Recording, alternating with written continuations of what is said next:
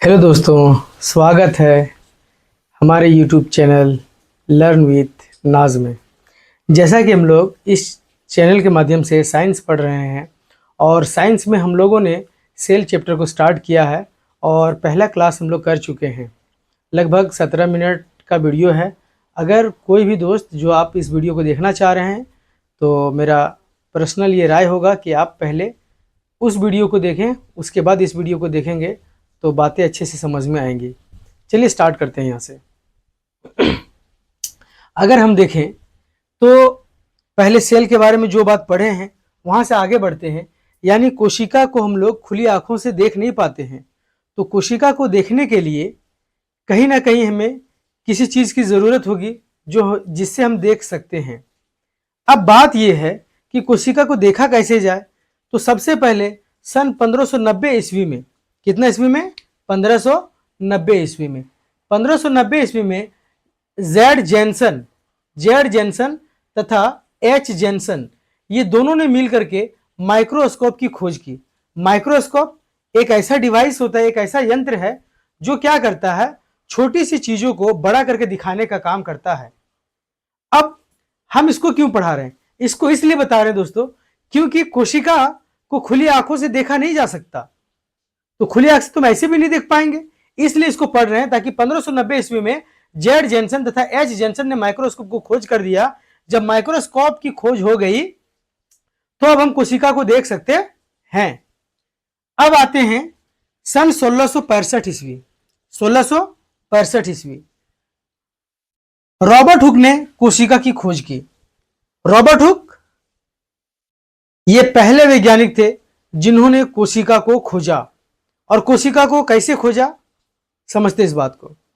Robert Hooke अपने तरीके से एक माइक्रोस्कोप का निर्माण करते हैं, क्योंकि माइक्रोस्कोप बनाने का जो तरीका है वो 1590 ईस्वी में हम लोग को मिल चुका था। तो रॉबर्ट हुक ने 1665 ईस्वी में एक माइक्रोस्कोप बनाते हैं, सूक्ष्मदर्शी यंत्र बनाते हैं और लकड़ी के टुकड़े यानी कॉर्क टिश्यू वो होता है पेड़ की, इसको छाल कहते हैं। तो पेड़ के छाल को जितना स्लाइस हो सके, जितना पतला काटा जा सके उतना पतला काटा गया और काट के जब माइक्रोस्कोप के नीचे रखा गया तो रॉबर्ट हुक देख के दंग हो जाते हैं। रॉबर्ट हुक क्या देखते हैं? रॉबर्ट हुक देखते हैं कि एक आकृति कुछ इस प्रकार की दिखाई देती है। एक आकृति है जो कुछ ऐसे दिखाई देती हैं। इसको देख के उन्हें समझ में आया कि ये मधुमक्खी के छत्ते के आकार की दिखाई देती है। उन्हें ये मधुमक्खी के छत्ते के आकार की दिखाई देती हैं और एक छोटे छोटे कमरे दिखाई देते हैं। यानी बहुत सारे जब छोटे छोटे कमरे दिखाई देते हैं तो उसे सेल नाम दिया जाता है। ऐसे इसलिए सेल एक लैटिन वर्ड है। सेल कैसा वर्ड है? एक लैटिन वर्ड है। आप लोग मेरे साथ दोहराएं, सेल कैसा वर्ड है? तो एक लैटिन वर्ड है, जिसका मतलब ये होता है, शाब्दिक अर्थ ये होता है। लैटिन वर्ड में सेल का मतलब क्या होता है? तो सेल का मतलब होता है छोटा सा कमरा, यानी छोटा सा कमरा, जिसके वजह से कोशिका को सेल कहा गया। यानी हम कह सकते हैं कि ये जो सेल नाम दिया ये किसने दिया? रॉबर्ट हुक ने दिया। सेल नाम किसने दिया? रॉबर्ट हुक ने दिया। कब? 1665 ईस्वी में से खोजा गया। अच्छा, ये जो पेड़ की छाल थी, ये जो सेल खोजा गया ये मृत सेल खोजा गया। कैसा? तो रॉबर्ट हुक ने कोशिका को खोजा, लेकिन कैसा? यानी कि मृत कोशिका को खोजा, यानी मरा हुआ सेल, यानी कि डेड सेल को खोजा गया। अब आते हैं, ये तो कोशिका का खोज हो गया और वो भी मृत कोशिका का खोज हुआ है। अब हम लोग समझेंगे 1674 ईस्वी में एंटोइन लीeuwenhoek, ये भी एक वैज्ञानिक थे। इन्होंने उन्नत किस्म की एक और बेहतर तरीके से माइक्रोस्कोप का निर्माण करते हैं और उन्होंने पहली बार जीवित कोशिका को खोज डाला। पहली बार किसको खोज डाला? जीवित कोशिका को खोज डाला। अब समझते हैं, हम लोग आते हैं 1831 ईस्वी में। कहां पे? 1831 ईस्वी में। तो 1831 ईस्वी में रॉबर्ट ब्राउन ने पता लगाया कि कोशिका के अंदर केंद्रक है। अब हम लोग कोशिका की संरचना के बारे में धीरे धीरे अध्ययन करना शुरू करेंगे। क्यों? पहले कोशिका को हम लोग देख नहीं सकते थे, अब माइक्रोस्कोप आ गया तो माइक्रोस्कोप के नीचे रख के जीवित कोशिका को भी देख चुके हैं और मृत कोशिका को भी देख चुके हैं। अब एक और वैज्ञानिक आते हैं जिनका नाम है रॉबर्ट ब्राउन। वो क्या देखते हैं? वो देखते हैं कि ये एक कोशिका कुछ इस आकार की है और उसके बीच में एक गोल सा संरचना है जिसको क्या कहा जाता है? जिसको कहा जाता है केंद्रक। क्या कहा जाता है दोस्तों? केंद्रक। इंग्लिश में हम लोग न्यूक्लियस कहते हैं। इस बात का पता किसने लगाया? तो इस बात का पता लगाया है रॉबर्ट ब्राउन ने। यानी कि अब हम धीरे धीरे कोशिका के अंदर पहुंच रहे हैं। कोशिका के अंदर में एक बात पता चल गया कि कोशिका के अंदर एक गोल आकृति होती है जिसका नाम केंद्रक है, और इस बात का पता लगाया कौन? रॉबर्ट ब्राउन ने। अब पूछा यह जाएगा कि बताइए केंद्रक का खोज किसने किया? तो हम तुरंत बताएंगे कि रॉबर्ट ब्राउन ने किया।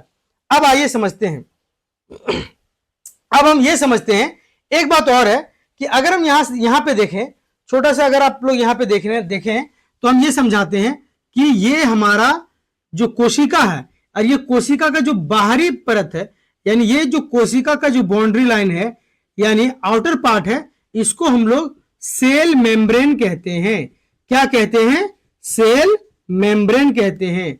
यानी कि इसको हम लोग हिंदी में कोशिका झिल्ली कहते हैं। क्या बोलते हैं दोस्तों? कोशिका झिल्ली कहते हैं। एक मजे की बात यह है कि कोशिका झिल्ली के अंदर जितने भी संरचनाएं दिखाई देंगी, अभी हम एक एक करके पढ़ाएंगे। हम बोल रहे कि कोशिका के अंदर जितनी भी संरचनाएं दिखाई देंगी, चाहे संरचना जैसी भी हो, यानी कोशिका के अंदर जो भी संरचनाएं उपस्थित है, कोशिका के अंदर जो भी संरचनाएं उपस्थित है, सबको हम लोग क्या बोलते हैं? हम लोग बोलते हैं प्रोटोप्लाज्म। क्या बोलते हैं? प्रोटोप्लाज्म, जिसको हम लोग बोलते हैं कोशिका द्रव्य।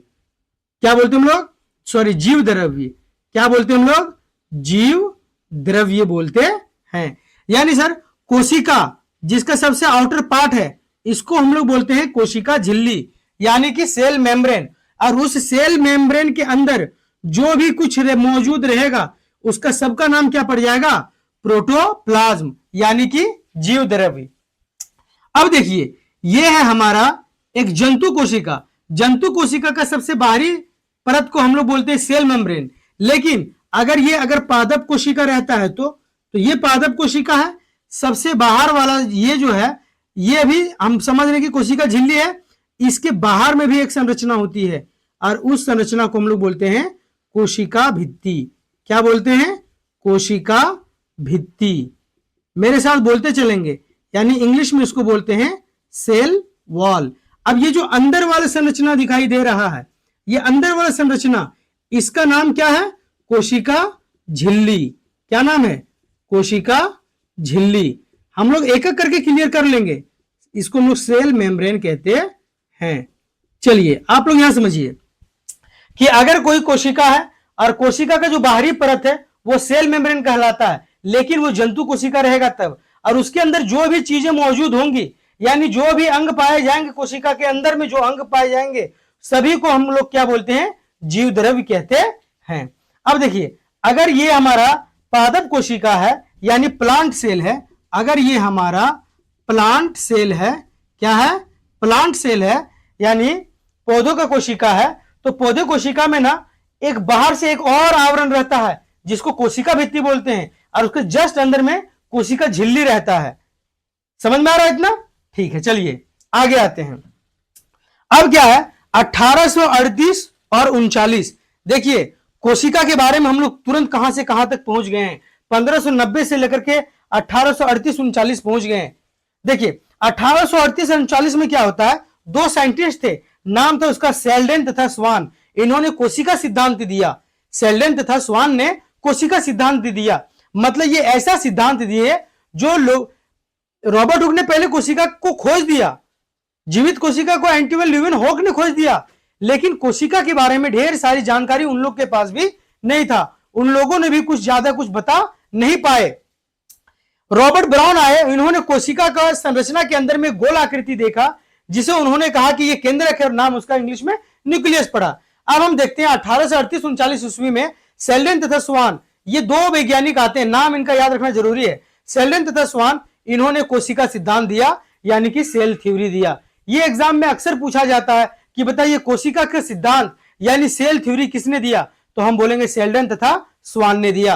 अब देखिए इन्होंने कोशिका के बारे में कुछ महत्वपूर्ण बातें बताई जो इससे पहले 1838-39 से पहले किसी ने सही से बता नहीं पाया था। इन्होंने लोगों को बताया कि सभी जीव कोशिका से बने होते हैं, यानी जितने भी जीव हैं, जो भी सजीव हैं, सभी सजीव किससे मिलकर बने होते हैं, कोशिका से मिलकर बने होते हैं। यानी ब्रह्मांड में यानी पृथ्वी पर जितने भी जीव पाए जाते हैं, अगर वो बने हैं तो वो सजीव से मिलकर बने हैं। किसने कहा, सेल्डन तथा स्वान ने कहा। दूसरी बात, इन्होंने कहा कि प्रत्येक सजीव का निर्माण केवल एक कोशिका से ही शुरू होता है।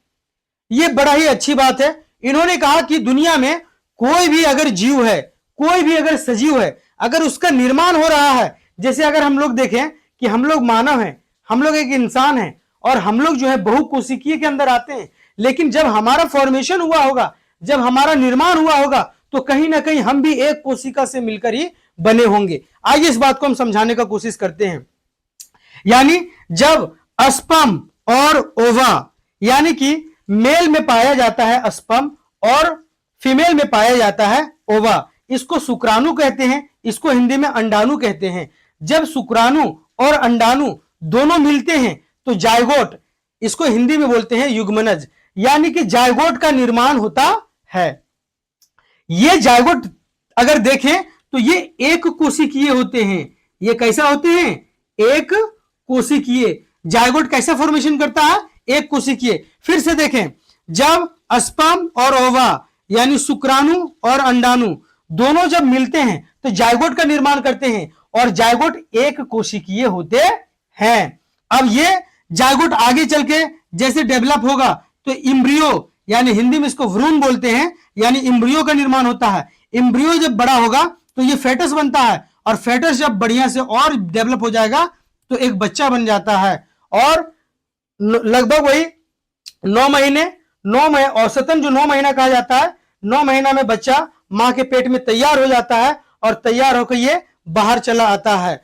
यानी कि ये जब बच्चा बाहर आता है तो हम लोग देखते हैं कि इसमें बहुत सारे मिलियन ऑफ सेल बने रहते हैं, मिलियन ऑफ सेल से मिलकर इनका निर्माण हुआ है। लेकिन इस बच्चे का कहीं ना कहीं अगर हम देखें, जब स्पर्म और ओवा से शुरुआत होता है तो ये जायगोट का निर्माण करता है और जायगोट एक कोशिकीय है। इसीलिए इन्होंने अपने सेल थ्योरी में बताया कि प्रत्येक सजीव का निर्माण केवल एक कोशिका से ही शुरू होता है। ये देखिए जायगोट एक कोशिका से शुरू होता है।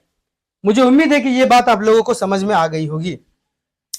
तीसरा, इन्होंने अपने सेल थ्योरी में 2 पॉइंट यहां लिखा हुआ है, तीसरा पॉइंट मैं यहां पे लिखता हूं। इन्होंने जो तीसरा बात बताया वो ये बताया इन्होंने कि यानी कि जितने भी कोशिका हैं, यानी जो भी कोशिका हैं, वो कोशिका चाहे तो स्वतंत्र रह सकते हैं और चाहे तो एक साथ मिलकर के वो कार्य भी कर सकते हैं। एक बात इन्होंने और भी बताया कि नए कोशिका का निर्माण, यानी नए कोशिका का निर्माण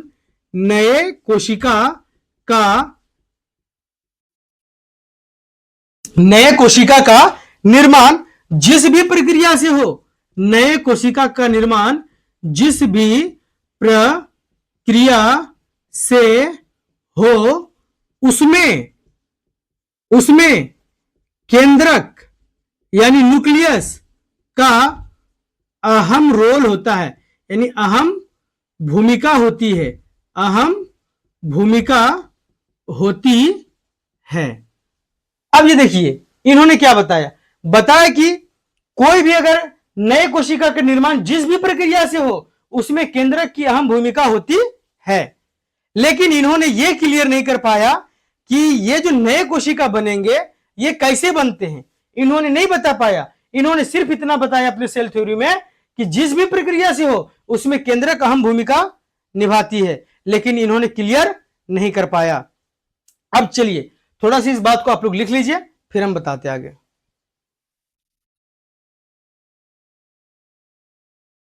उम्मीद करता हूं कि आप लोग नोट कर चुके होंगे। आइए अब समझते हैं। 1839 ईस्वी में पुरकिंजे ने कोशिका के अंदर तरल पदार्थ की खोज की जिनका नाम जीवद्रव्य रखा। यानी कि ये अगर कोशिका है, इस कोशिका के अंदर, इस कोशिका के बाहरी परत को हम लोग क्या बोलते हैं? इसको सेल मेम्ब्रेन यानी कोशिका झिल्ली कहते हैं। और इस कोशिका झिल्ली के अंदर, इस कोशिका झिल्ली के अंदर जो भी संरचनाएं पाई जाएंगी सभी को हम लोग क्या बोलेंगे? जीवद्रव्य कहते हैं। और इस बात का पता किसने लगाया? इस बात का पता पुरकिंजे ने लगाया। चलिए आगे देखते हैं। अब हम लोग आते हैं 1855 ईस्वी। नाम है रुडोल्फ विर्चो ने बताया पुरानी कोशिका से नई कोशिका बनती है। इस प्रक्रिया को कोशिका विभाजन कहते हैं। यानी कि सेल थ्योरी में जो हमने बताया कि वहां पे एक कमी रह गई थी, कमी ये रह गई थी कि उन्होंने ये नहीं बता पाया कि नए कोशिका बनते कैसे हैं। उन्होंने ये बताया था कि नए कोशिकाएं जिस भी प्रक्रिया से बनती हैं, जिस भी प्रक्रिया से बनती हैं, उसके लिए हमारा केंद्रक एक अहम भूमिका निभाती है। लेकिन किस प्रक्रिया से बनती है उन्होंने ये नहीं बता पाया। आइए देखते हैं। नाम है इनका रुडोल्फ विर्चो। ध्यान से देखें, नाम है इनका रुडोल्फ विर्चो। इन्होंने बताया पुरानी कोशिका से नए कोशिका बनती हैं। मतलब इन्होंने क्लियर कर दिया कि कोई भी अगर पुराना कोशिका है उसी से हमारा नई कोशिका बनती है। यानी इस प्रक्रिया को हम लोग क्या बोलते हैं? कोशिका विभाजन, यानी कि सेल का डिवीजन। इंग्लिश में इसको सेल डिवीजन बोलते हैं। यानी कोई भी सेल है जब वो डिवीजन करते हैं यानी बढ़ते हैं तो बढ़ के पुराने कोशिका से नए कोशिका का निर्माण करते हैं। यह बात 1855 ईस्वी में किसने बताया? रुडोल्फ विर्चो ने बताया। आगे समझते हैं। अब आता है 1861 ईस्वी। यानी कि अभी भी हम कोशिका के बारे में कुछ कुछ जानकारी जुटा पाए थे। पूरी जानकारी अभी आज तक भी हम जुटा नहीं पाए हैं। लेकिन एक चीज, कोशिका दिखता कैसा होगा?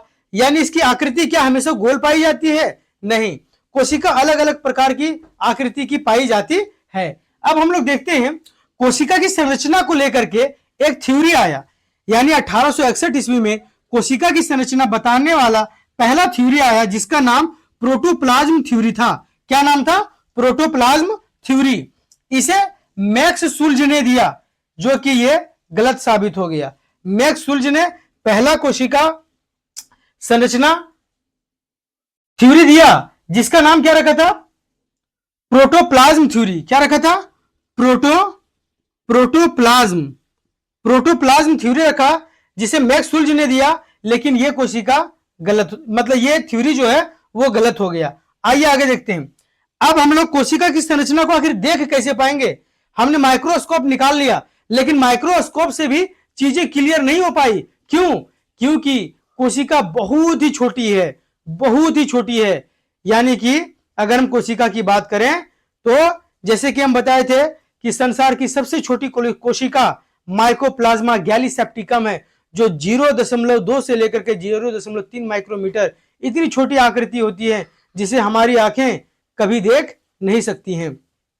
सूक्ष्मदर्शी जब आया तो थोड़ा सा चीजों को बड़ा करके देखा जाने लगा, तो कोशिका के बारे में कुछ जानकारी जुटा पाए। लेकिन कोशिका का संरचना अभी भी एक, समझिए कि एक मिस्ट्री बन के रह गया था कि उसको कैसे सुलझाया जा सके कि ये दिखती कैसी है।